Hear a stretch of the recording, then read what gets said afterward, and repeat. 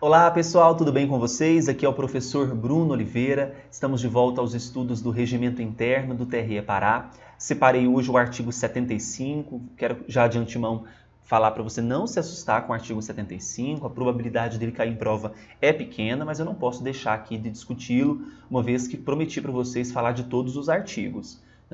Então, o artigo 75 vai falar sobre as classes dos processos, aquelas siglas que muitas vezes aparecem quando você estuda uma jurisprudência, uma decisão, e você não sabe o que significa. Então, hoje nós vamos aí decifrar isso. Tá? Então, o artigo 75 é o objeto do nosso vídeo de hoje.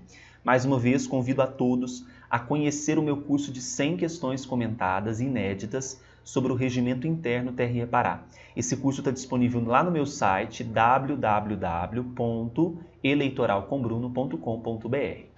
Então vamos aqui ao artigo 75. Quais são as classes que vocês vão encontrar nos feitos, nos processos, Então, o registro desses feitos, eles vão ter uma numeração contínua e seriada em cada uma das classes seguintes. Então, nós temos AC para ação cautelar. Ah, professor, o que é uma ação cautelar? Não precisa saber disso aqui agora não, tá? Só precisa saber que AC é de ação cautelar. AIME, que é ação de impugnação ao mandato eletivo. AIGE, ação de investigação judicial eleitoral. AP, ação penal. AR, ação rescisória. AE, apuração de eleição. CC, conflito de competência positivo ou negativo. CTA, consulta, isso aqui aparece com muita frequência. COR, correição. Que mais? CZER, CZER, criação de zona eleitoral ou remanejamento. E, embargos à execução. EXC, exceção. EF, execução fiscal.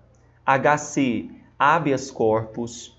HD, habeas data, que são os remédios constitucionais. INC, que é de inquérito. INST, instrução. MI, mandado de injunção. MS, mandado de segurança. PD, pedido de desaforamento. Então aqui, o HC é mais comum. HD, MI, MS, todos eles remédios constitucionais. PET, petição. PC, prestação de contas. PA, processo administrativo. PP, propaganda partidária. Esse também é muito comum. RCL, reclamação. RCED, também é comum, que é o recurso contra a expedição de diploma, previsto lá no artigo 262 do Código Eleitoral. RE, recurso eleitoral. RC, recurso criminal. RHC, recurso em habeas corpus. RHD, recurso em habeas data. RMI e RMS, que é o recurso em mandado de injunção, e o recurso em mandado de segurança. Temos o RCAND, que é o registro de candidatura. RCF, registro de comitê financeiro, até está em desuso porque nós não temos mais comitês financeiros. ROPPF, que é o registro de órgão de partido político em formação. RP, representação, também é comum. RVC, revisão criminal. RVE, revisão de eleitorado. SS, suspensão de segurança liminar. Agora vamos aqui a algumas observações. Regrinhas. A classe ação cautelar compreende todos os pedidos de natureza cautelar. Tudo aqui vocês vão ver que é coisa muito óbvia. A classe ação de investigação judicial eleitoral é aquela prevista no artigo 22 da Lei Complementar 64 de 90, que é a AIGE, que é a natureza de onde nasce a fonte da AIGE. Ação rescisória somente é cabível em matéria não eleitoral, aplicando-se a essa classe a legislação processual civil. Então, quando nós tivermos o AR, ação rescisória não é cabível em matéria não eleitoral. Somente é cabível em matéria não eleitoral, tá bom? Então, somente é cabível em matéria não eleitoral. A classe AE, que é de apuração de eleição, engloba também os recursos, tá? Que mais?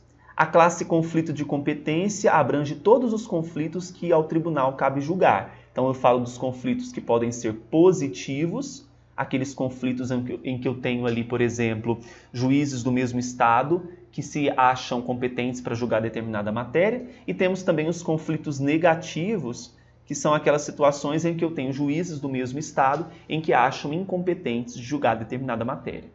A classe core, que é de correição, compreende as hipóteses previstas no artigo 71, parágrafo 4º do Código Eleitoral. Só para a gente não ficar perdido o que significa, né, esse artigo 71 do Código Eleitoral, eu vou abrir aqui para vocês. Artigo 71. Olha só, o artigo 71 do Código Eleitoral, parágrafo 4º, fala sobre quando houver denúncia fundamentada de fraude no alistamento de uma zona ou município, o Tribunal Regional pode determinar a realização de correição. Então, é a previsão da correição, né? A classe criação de zona eleitoral ou remanejamento compreende a criação de zona eleitoral e quaisquer outras alterações em sua organização. A classe embargos à execução compreende as irressignações do devedor aos executivos fiscais impostos. Temos a classe execução fiscal, compreendendo as cobranças de débitos inscritos na dívida ativa da União. A classe instrução, compreendendo a regulamentação da legislação eleitoral e partidária. Mandado de segurança, incluindo também o mandado de segurança coletivo, não somente o individual. A classe prestação de contas abrange as contas de campanha eleitoral e a prestação anual de contas dos partidos. Classe processo administrativo, compreendendo os procedimentos que versam sobre matérias administrativas que devam ser apreciadas pelo tribunal. Classe propaganda partidária, sobre os pedidos de veiculação de propaganda partidária gratuita. Reclamação cabível para preservar a competência do tribunal ou garantir a autoridade das suas decisões, tá? Classe de recurso em habeas corpus, recurso em habeas data, mandado de segurança, mandado de injunção, compreendem o quê? Os recursos interpostos contra a decisão proferida por um juiz eleitoral em processos que envolvam esses remédios constitucionais. Classe revisão do eleitorado, compreendendo as hipóteses de fraude em proporção comprometedora no alistamento eleitoral, além dos casos previstos na legislação. Temos a classe PET, compreendendo os expedientes que não tenham classificação específica, nem sejam acessórios ou incidentes, tá bom? A linha B do artigo 75 diz que não se alterará a classe do processo quando, pela interposição de agravo regimental e de embargos de declaração, pelos pedidos incidentes ou acessórios, pela impugnação ao registro de candidatura, pela instauração de tomada de contas especial e pela restauração de autos. Gravem essa linha B do artigo 75. Se for cobrar em prova, cobrará isso aqui, tá? Então, quando não se altera a classe do processo, nessas 5 hipóteses aqui.